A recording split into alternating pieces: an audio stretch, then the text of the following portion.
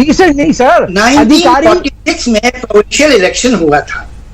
1946 में मुस्लिम लीग 3 जगहों पे जीती थी जी, सिंध, बंगाल, पंजाब। यहाँ पर मुस्लिम जीती है, बाकी जगह हारी थी। तो हमारे यूपी में तो हारी थी। अबे ओ शाने, पागल हो गया क्या तू? लगता है तेरा गेम बजाना ही पड़ेगा।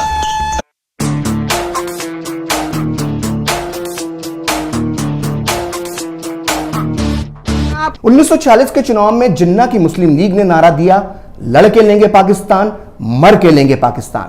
तो इन हालात में अब होता है 1946 का चुनाव और आते हैं उसके नतीजे, और ये नतीजे बताते हैं कि किसके बाप दादाओं ने बनाया था पाकिस्तान।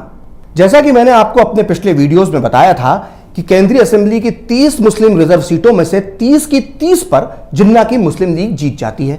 वहीं प्रांतीय असेंबलियों में आरक्षित 492 मुस्लिम सीटों में से 429 सीटें मुस्लिम लीग जीत गई। लेकिन बात यहीं खत्म नहीं होती। आपको लग रहा होगा कि इसमें हैरानी की बात क्या है, वो इलाके जो आज पाकिस्तान में हैं वहां मुस्लिम लीग जीत गई होगी। नहीं, ऐसा नहीं हुआ था। मुस्लिम लीग जीती थी उन शहरों, उन इलाकों में जो आज भारत का हिस्सा है। मुस्लिम लीग जीती थी उन शहरों, उन इलाकों में जो आज भारत का हिस्सा है। मुस्लिम लीग ने अपना झंडा गाड़ा था आज के उत्तर प्रदेश में, बिहार में, मध्य प्रदेश में, महाराष्ट्र में, यहां तक कि तमिलनाडु, केरल, आंध्र, कर्नाटक, असम और उड़ीसा में भी मुस्लिम लीग ने अपना परचम लहराया था। ये वो इलाके थे जो कभी पाकिस्तान का हिस्सा नहीं बनने वाले थे और ये बात वहां के मुस्लिम मतदाताओं को भी पता थी। फिर भी उन्होंने मुस्लिम लीग को वोट दिया। तो आइए अब आपको बताते हैं कि प्रांतीय असेंबलियों के चुनावों में किस राज्य में मुस्लिम लीग को कितनी सीटें मिली। संयुक्त प्रांत यानी आज का उत्तर प्रदेश, जहां की 66 मुस्लिम सीटों में से 54 पर मुस्लिम लीग जीती। बिहार की 40 मुस्लिम सीटों में से 34 सीट पर मुस्लिम लीग ने परचम लहराया। मध्य प्रांत यानी आज के मध्य प्रदेश की कुल 14 मुस्लिम सीटों में से 13 सीट पर मुस्लिम लीग ने विजय प्राप्त की। बॉम्बे स्टेट जो आज का महाराष्ट्र और गुजरात कहलाता है, उसकी 30 मुस्लिम सीटों में से 30 की 30 पर मुस्लिम लीग ने अपना झंडा लहराया। मद्रास प्रांत जिसमें आज का तमिलनाडु, केरल, आंध्र शामिल है, उसकी 28 में से 28 सीटों पर मुस्लिम लीग जीती। वहीं असम की 34 मुस्लिम सीटों में से 31, पंजाब प्रांत की 86 मुस्लिम सीटों में से 74, बंगाल की 119 मुस्लिम सीटों में से 113 और उड़ीसा की 4 मुस्लिम सीटों में से 4 पर मुस्लिम लीग चुनाव जीती। आइए बात करते हैं उन इलाकों की जो आज पाकिस्तान में है, वहां मुस्लिम लीग का क्या हश्र हुआ था।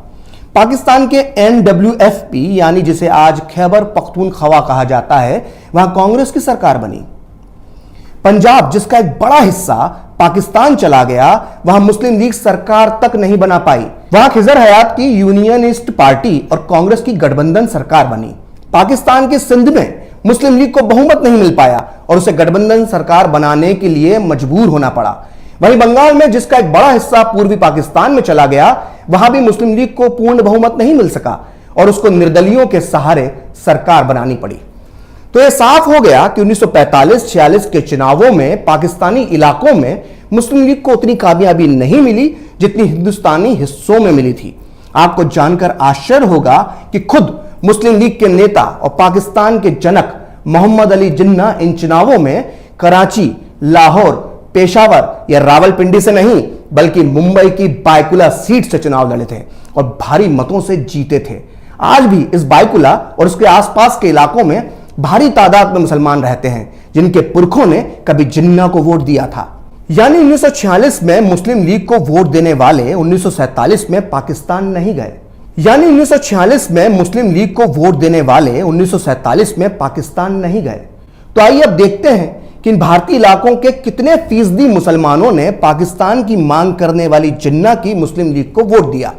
ये आंकड़े बहुत चौंकाने वाले हैं, इन्हें ध्यान से देखिएगा। 1946 के चुनावों में मुस्लिम रिजर्व सीटों पर 89.5% मुसलमानों ने मुस्लिम लीग को वोट दिया। वहीं सिर्फ 4.5% मुसलमानों ने ही कांग्रेस को वोट दिया और बाकी 6% मुसलमानों ने अन्य मुस्लिम कट्टरपंथी पार्टियों को वोट दिया। यानी 1946 के चुनाव में करीब 95.5% मुसलमानों ने पाकिस्तान मांगने वालों को वोट दिया और सिर्फ 4.5% वोट दिया कांग्रेस यानी भारत के पक्ष में। तो सोचिए, भारत की आजादी से ठीक पहले सिर्फ 4.5% मुसलमान भारत के साथ खड़े थे और 95.5% मुसलमान पाकिस्तान जिंदाबाद का नारा लगा रहे थे। तो अगली बार कोई आपके सामने कहे कि हमारे बाप दादाओं ने अपनी इच्छा से हिंदुस्तान में रहने का फैसला किया था, तो उसको 1946 का चुनाव आंकड़ों के साथ बताइएगा। उसको मालूम पड़ जाएगा कि किसका कितना खून शामिल है यहां की मिट्टी में और किसके बाप ने मांगा था पाकिस्तान। आज मैंने एफएम हुसैन का गेम बजा डाला। हाँ